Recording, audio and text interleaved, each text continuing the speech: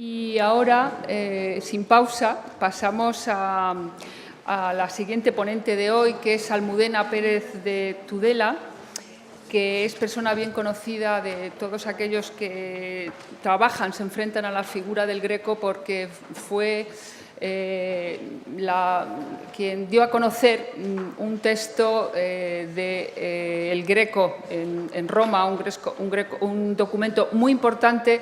Habida cuenta, además, que, dada la escasez de material documental que tenemos del Greco antes de su llegada a España, ese descubrimiento pues, fue una aportación muy notable, ¿no?, en la relación, la vinculación del Greco con el cardenal Alejandro Farnesio y su expulsión del palacio del mismo. Pero, además, Almudena Pérez de Tudela es una persona que conoce muy bien todos los archivos, por supuesto, romanos y italianos en general, porque es una persona que conoce perfectamente, que ha trabajado en ellos durante muchos años y sigue trabajando, en parte porque su tesis doctoral sobre el cardenal Granvella y el arte, en la que sigue trabajando, pues la ha impulsado a este profundo conocimiento. Ella es conservadora del Real Monasterio del Escorial desde el año 2002, pero ha colaborado también con el Museo del Prado, con el Museo de Artes Decorativas y tiene en su haber también un buen número de publicaciones sobre retratos de corte, sobre la educación de los príncipes y de las infantas españolas. Y bueno, pues no quiero alargar más la presentación de Almudena Pérez de Tudela, a la que agradecemos mucho que esté hoy aquí con nosotros y que va a hablar precisamente de la recepción del Greco en la corte, que conoce también, en la corte de Felipe II. Muchas gracias.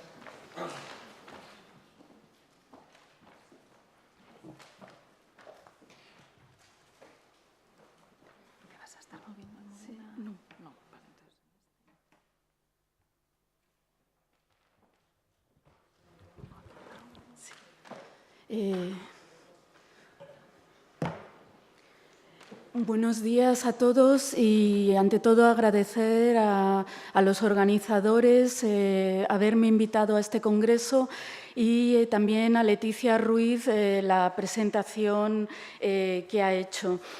La relación del Greco con los ambientes cortesanos españoles podría arrancar de su estancia en Venecia entre 1566 y 1570. Allí residieron personajes pendientes de un estudio profundo, como el embajador de Felipe II, don Diego Guzmán de Silva, que había sido obrero y canónigo de la Catedral de Toledo. Aparte de reunir una discreta colección de arte, constantemente proveía al rey de reliquias, libros, pinturas, pigmentos de alta calidad para el monasterio del Escorial. Y de lo que no hay duda es que en la ciudad lagunar el candiota admirará el arte de Tiziano, Tintoretto, Bassano y Veronese, algunas de cuyas pinturas tendrán gran acogida en España, especialmente por parte del rey Felipe II. Allí comenzará a modificar su estilo pictórico hacia otro que será especialmente apreciado en España. La primera noticia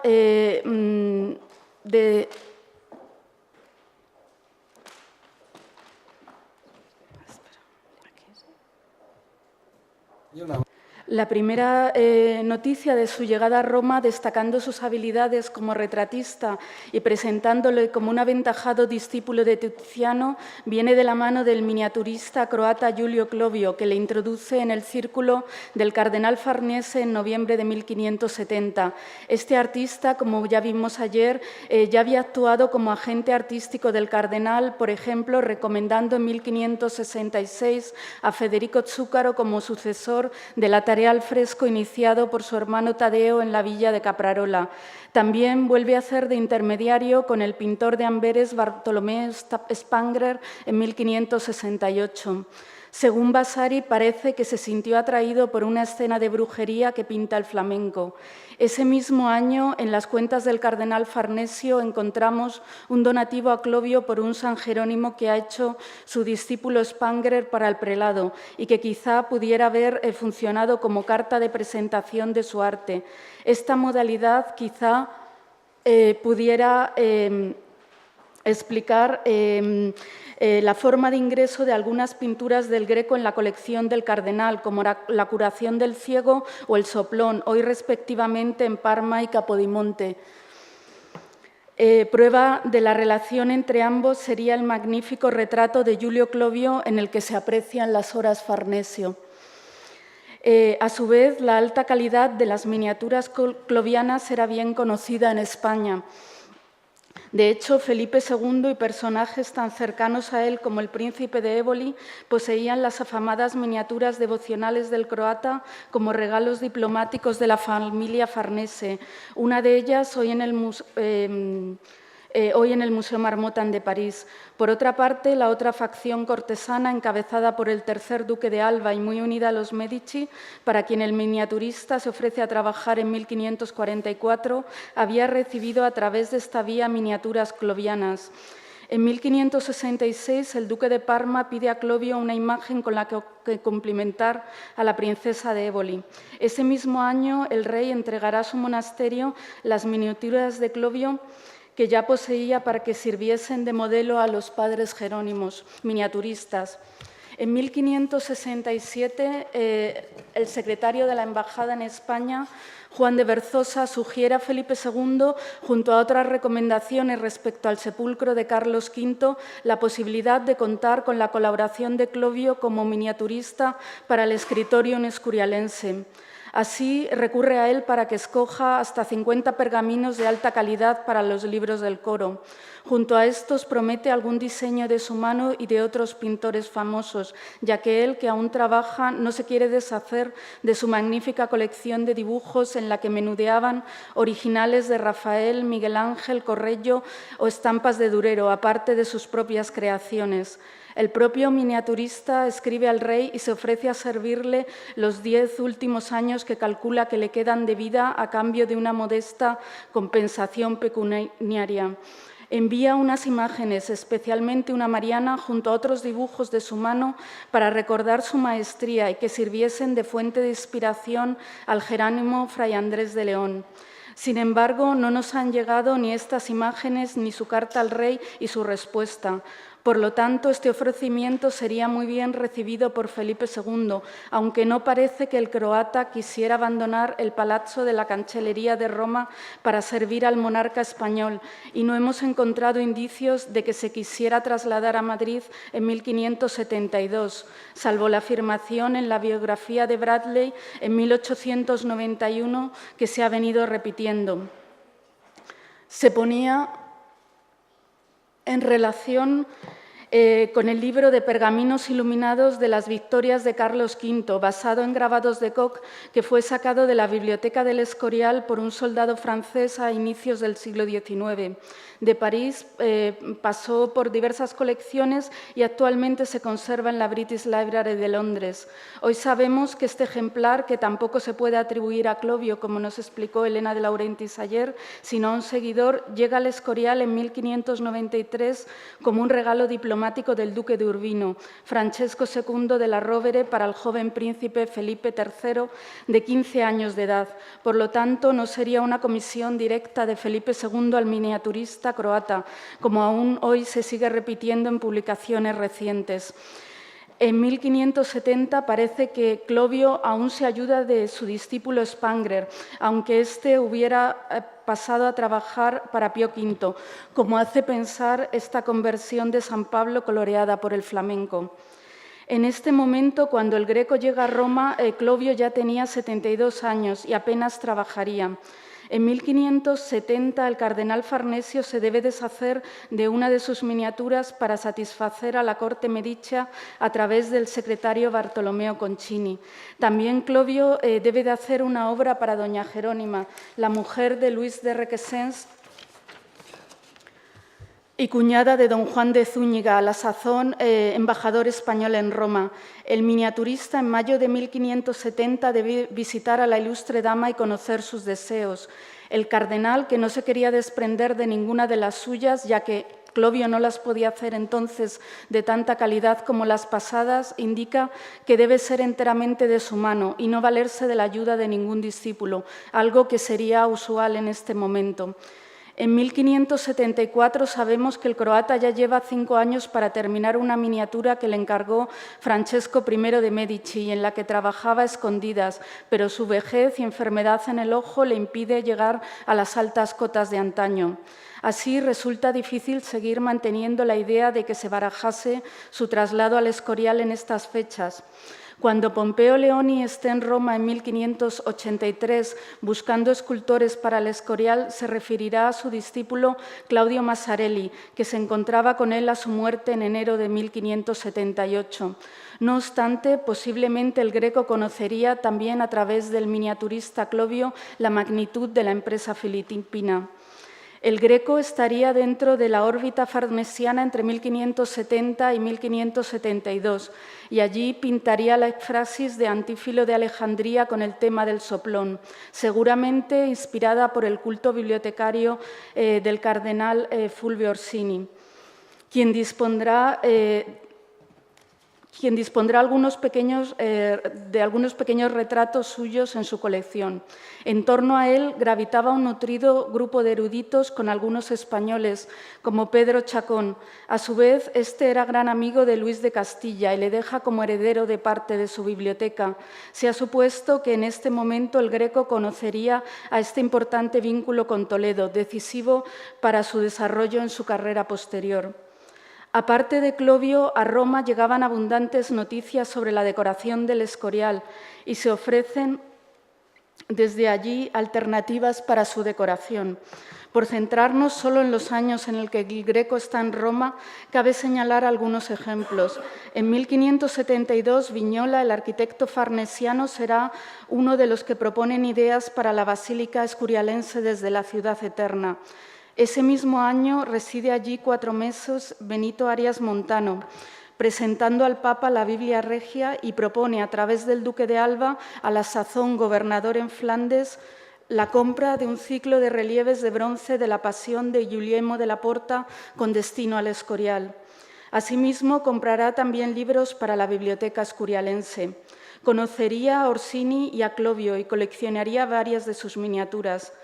En 1573, el referendario apostólico Gonzalo de Venegas envió un dibujo del sepulcro de Paulo III, también de Guglielmo de la Porta, junto a una proposición de adquisición de un tabernáculo de Giacomo del Duca sobre diseños de Miguel Ángel para el Escorial. En verano de 1575 regresa a la Ciudad Eterna Arias Montano, futuro bibliotecario escurialense, quien ya había actuado como agente artístico en Flandes para el rey. Con ayuda del secretario Benedicto Girjos, quien sucederá a Berzosa al fallecer en 1574, encargará retratos de papas y personajes destacados y comprará libros por toda Italia con destino a la Biblioteca Laurentina. Montano llegará a España a finales de 1576 y en marzo de 1577 ya estaba en la Biblioteca Escurialense.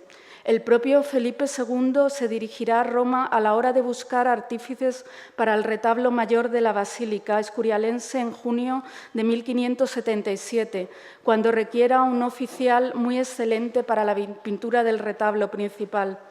Con todas estas noticias sobre España, no resulta extraño que fuese el próximo destino para un artista inquieto como Domenico. También Roma no ofrecía las mismas posibilidades para él tras ser rechazado por el cardenal Farnesio en julio de 1572 y verse obligado a trabajar como pintor independiente, fundamentalmente con obras religiosas de pequeño formato y retratos. Tras desembarcar en las costas españolas, parece que el Greco se dirigió en un primer momento a Madrid. donde residía la corte, antes que a Toledo, donde ya estaría en julio de 1577. Sus primeras obras en la sede primada, el expolio de la catedral y el retablo de Santo Domingo el Antiguo, podían haber sido admiradas por Felipe II en el Corpus de 1579. Por ahora parece la vía más probable para el encargo del martirio de San Mauricio a finales de 1579 para uno de los altares laterales de la Basílica del Escorial. No obstante, no se ha conservado la documentación de este encargo ni sabemos a ciencia cierta cómo el pintor entra en contacto con el rey, aunque se ha revisado buena parte de la documentación real y escorialense de este año en busca de nuevos indicios. En marzo de 1579 había muerto en Toledo Navarrete el Mudo, quien usa el tema del soplón derivado de Bassano en el entierro de San Lorenzo, una de sus últimas obras en el Escorial. Sabemos que cuando Felipe II seleccionó a Zúcaro fue asesorado, entre otros, por Pompeo Leoni, Jacopo da Trezzo y en Roma recordaba el asunto Fray Alonso Chacón. Quizá algo parecido ocurriese con el cretense, pero aún nos faltan datos para reconstruir este primer contacto con el Escorial.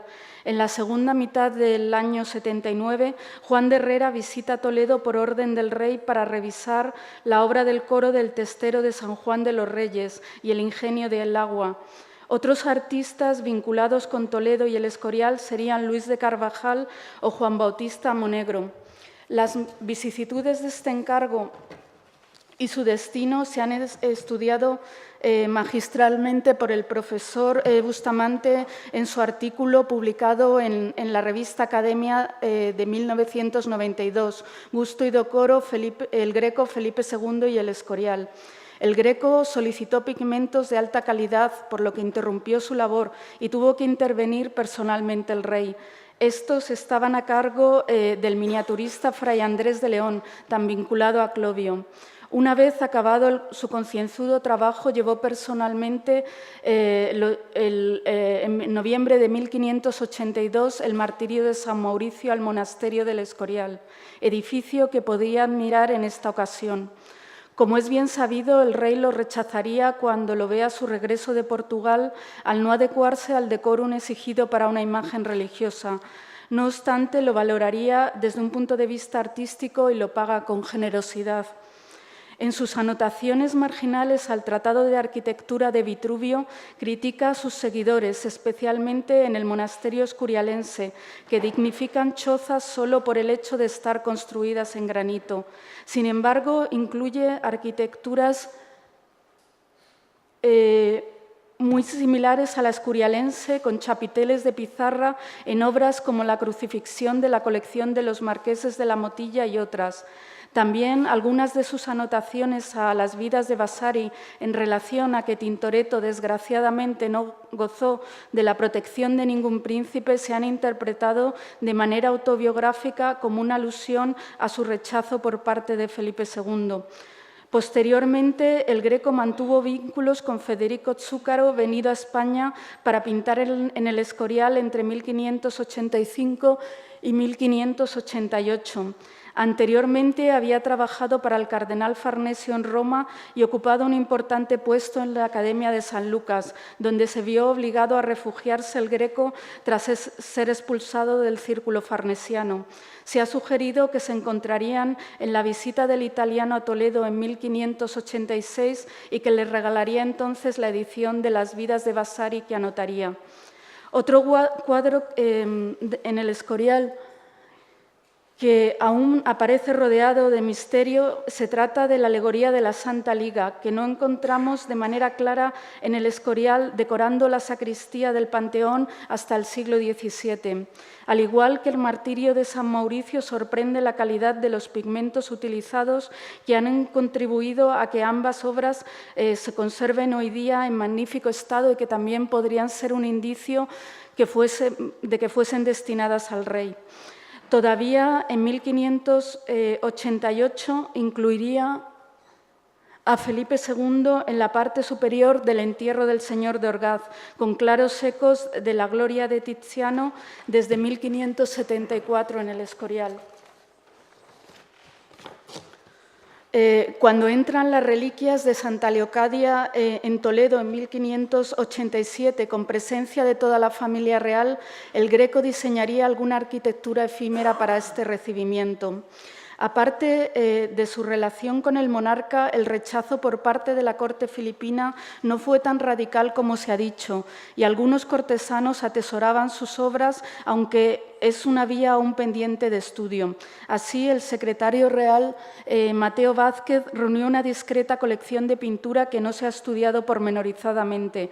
En ella, aparte de retratos, se menciona una serie de cuadros con el tema de la historia del diluvio, atribuidos a Bassano, a un seguidor de Bassano, que decoraban su casa madrileña ya en 1586. Estos se irían disponiendo en su nueva posada de Madrid a finales de 1585. A su muerte, en 1591, fueron adquiridos por Felipe II para decorar el monasterio del Escorial, donde aún hoy se conservan.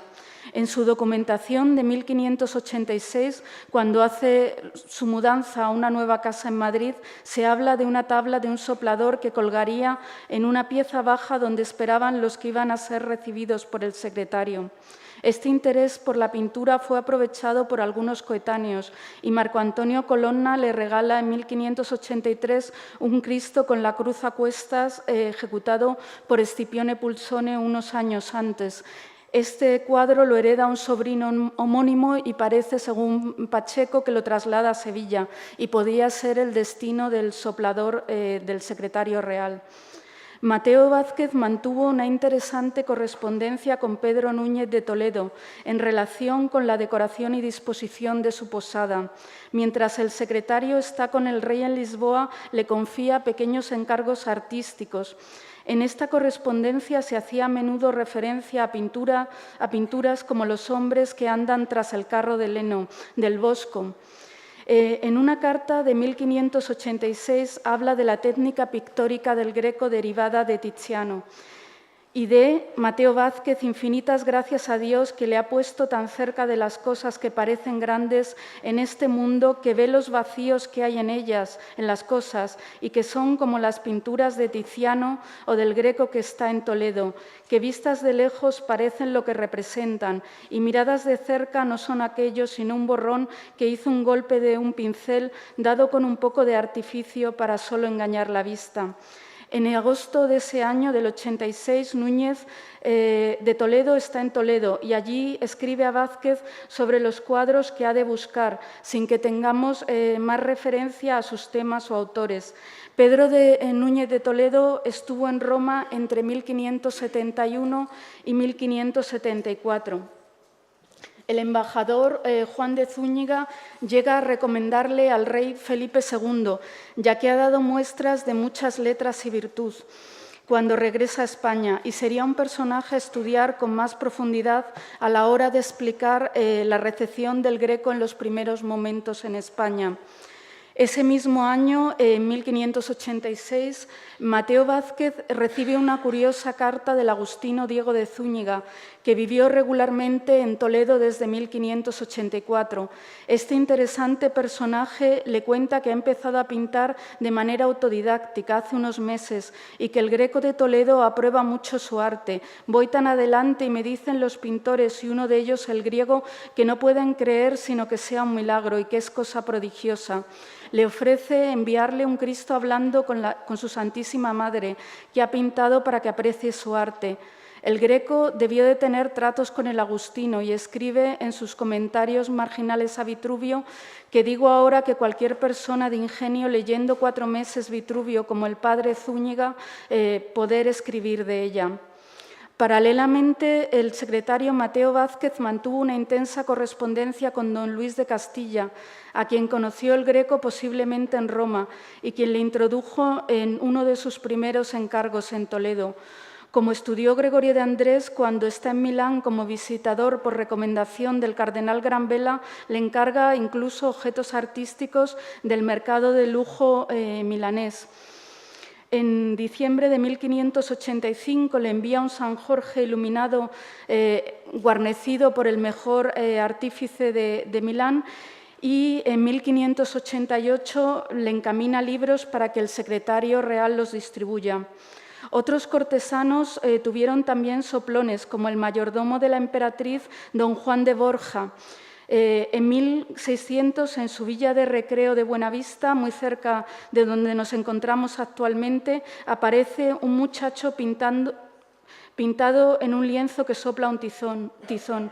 A pesar de que se celebra una almoneda, no se describe este cuadro y muchas de estas obras pasaron a engrosar la colección de Felipe III, quien compra esta propiedad a su muerte en 1606, pero hoy resulta difícil individualizarlas en los inventarios. También el patriarca de Valencia, Juan de Ribera, tuvo un soplón que se inventaría en Alboraya en 1611 como un niño que está soplando un tizón de fuego, que hacía pareja con otro similar a la fábula del Prado con la mona. Cuando se vende en su almoneda, se describe como un negrillo, quizá por el efecto de ser una pintura nocturna. También tenía una alegoría de la orden camaldulense como el conde de Arcos. Posiblemente poseyera una adoración de los pastores y el único cuadro atribuido al Greco en su colección sería un San Francisco con un San León meditando sobre la muerte que hoy sabemos de taller. No conocemos cómo llegarían estos cuadros a sus manos, pero se sabe que visita la corte y el Escorial en 1592, adquiriendo entonces varias pinturas. El famoso retrato del caballero con la mano en el pecho se ha querido identificar con don Juan de Silva, conde de Portalegre, muy cercano a Felipe II desde su juventud y que desempeñó importantes encargos como el de embajador en Portugal. En la batalla de Alcazalquivir y antes en Orán sufrió lesiones en su brazo, teniendo el apodo cortesano del Corcovado. Estas limitaciones físicas se aprecian en este retrato. Siguiendo en esta hipótesis al profesor Bouza, podemos reconstruir su biografía y añadir algunas otras noticias que avalan su interés por el arte. Fue uno de los miembros de la famosa academia aglutinada en torno al duque de Alba y en 1568 pide algunas pinturas romanas al entonces embajador don Juan de Zúñiga. En 1573, su hermano Luis de Requesens le debe enviar desde Milán una crucifixión a Cartagena. En 1579 entró en contacto en Lisboa con el ingeniero boloñés Filippo Terzi y en 1588, aprovechando que era súbdito del duque de Urbino, le utiliza como cauce para pedir a Federico Barocci una crucifixión rodeada de la Virgen y otros personajes de bellos rostros y muy devota. Hacia 1594 reunió una galería de retratos en Lisboa y pide un ejemplar del retrato del tercer duque de Alba que tenía el marqués de Velada, para que se lo envíen a don Rodrigo Lasso a Toledo. En este momento, el futuro conde de Añover estaba ocupando el cargo de tesorero de la Casa de la Moneda en Toledo y se encargaría de supervisar la copia que haría un pintor de su confianza que estaba desocupado. Se ha supuesto que este pintor podría ser el cretense, del que no sabemos qué hacía este año. Don Rodrigo tenía orden de hacer copiar estos retratos de su hermano, Pedro, conde de Arcos y gentilhombre de boca de Felipe II. Este noble sería uno de sus fiadores en 1596 en el encargo del retablo de doña María de Aragón en Madrid y uno de los primeros y más importantes coleccionistas de Grecos, como han estudiado Balbina Martínez Cabiró y el profesor Keigan. No sería la primera vez que el Greco tuvo que recurrir a copiar un retrato de otro artista por encargo, de ser él el anónimo pintor del que habla la correspondencia. Seguramente no llegase a conocer al presidente de Castilla, Diego de Covarrubias, hermano de su amigo Antonio, que falleció en Madrid en octubre de 1577 y para retratarle se pudo valer de un modelo de Sánchez Coello.